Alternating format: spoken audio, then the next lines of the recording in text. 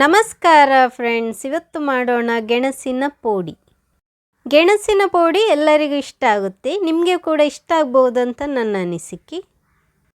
ಅದನ್ನು ಹೇಗೆ ಮಾಡೋದಂತ ನಾನಿವತ್ತು ತೋರಿಸಿಕೊಡ್ತಾ ಇದ್ದೀನಿ. ಈಗ ಅದನ್ನು ಹೇಗೆ ಮಾಡೋದಂತ ನೋಡೋಣ ಬನ್ನಿ.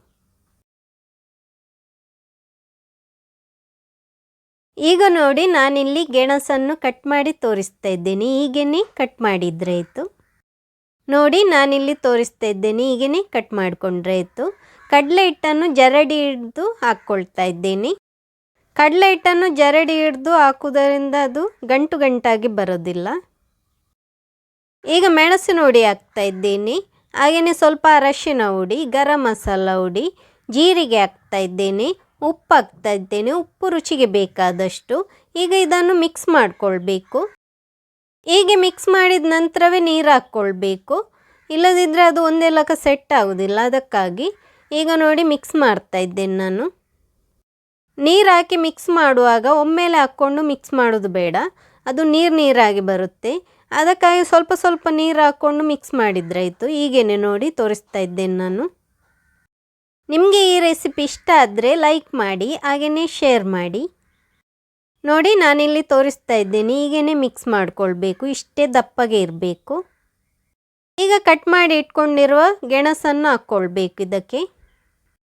ನೀವು ಗೆಣಸನ್ನು ಒಮ್ಮೆಲೆ ಹೀಗೇ ಹಾಕ್ಕೊಂಡು ಮಿಕ್ಸ್ ಮಾಡಿಕೊಂಡು ಫ್ರೈ ಮಾಡ್ಕೊಳ್ಬೋದು, ಇಲ್ಲದಿದ್ದರೆ ಒಂದೊಂದನ್ನು ಡಿಪ್ ಮಾಡಿ ಕಡಲೆ ಹಿಟ್ಟಲ್ಲಿ ಫ್ರೈ ಮಾಡ್ಕೊಳ್ಬೋದು. ನಿಮಗೆ ಹೇಗೆ ಸುಲಭ ಆಗ್ತದೆ ಹಾಗೆ ಮಾಡ್ಕೊಳ್ಳಿ. ಎಣ್ಣೆ ಬಿಸಿ ಆಗಲಿಕ್ಕೆ ಇಟ್ಟಿದ್ದೇನೆ. ಎಣ್ಣೆ ಚೆನ್ನಾಗಿ ಬಿಸಿ ಆದ ನಂತರ ನಾವು ಇದನ್ನು ಫ್ರೈ ಮಾಡಲಿಕ್ಕೆ ಹಾಕ್ಕೊಳ್ಬೇಕು. ಈಗ ನೋಡಿ, ಎಣ್ಣೆ ಬಿಸಿ ಆಗಿದೆ, ನಾನಿಲ್ಲಿ ಫ್ರೈ ಮಾಡಲಿಕ್ಕೆ ಹಾಕ್ತಾ ಇದ್ದೇನೆ. ಎಣ್ಣೆ ಚೆನ್ನಾಗಿ ಬಿಸಿ ಆದ ನಂತರ ಗ್ಯಾಸನ್ನು ಮೀಡಿಯಮ್ ಫ್ಲೇಮಲ್ಲಿಟ್ಟು ಫ್ರೈ ಮಾಡಿಕೊಳ್ಬೇಕು. ಗೆಣಸಿನ ಪೋಡಿಯನ್ನು ಫ್ರೈ ಮಾಡುವಾಗ ಹೀಗೇ ತಿರುಗಿಸ್ತಾ ಇರಬೇಕು, ಇಲ್ಲದಿದ್ದರೆ ಒಂದೇ ಸೈಡ್ ಫ್ರೈ ಆಗುತ್ತೆ. ಹೀಗೆ ತಿರುಗಿಸಿ ಫ್ರೈ ಮಾಡೋದರಿಂದ ಎಲ್ಲ ಕಡೆನೂ ಒಂದೇ ರೀತಿ ಫ್ರೈ ಆಗುತ್ತೆ. ನೋಡಿ, ನಾನಿಲ್ಲಿ ತೋರಿಸ್ತಾ ಇದ್ದೇನೆ ನೋಡಿ, ಹೀಗೇ ತಿರುಗಿಸಿ ಫ್ರೈ ಮಾಡ್ತಾ ಇರಬೇಕು. ಈಗ ನೋಡಿ, ಗೆಣಸಿನ ಪೋಡಿ ಒಂದೇ ಲಕ ಫ್ರೈ ಆಗಿದೆ.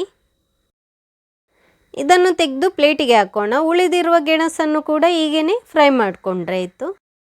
ನೋಡಿ, ನಾನಿಲ್ಲಿ ತೋರಿಸ್ತಾ ಇದ್ದೇನೆ, ಉಳಿದಿರುವ ಗೆಣಸನ್ನು ನಾನಿಲ್ಲಿ ಫ್ರೈ ಮಾಡಲಿಕ್ಕೆ ಹಾಕಿದ್ದೇನೆ. ನಿಮಗೆ ಈ ರೆಸಿಪಿ ಇಷ್ಟ ಆಗ್ಬೋದಂತ ನನ್ನ ಅನಿಸಿಕೆ.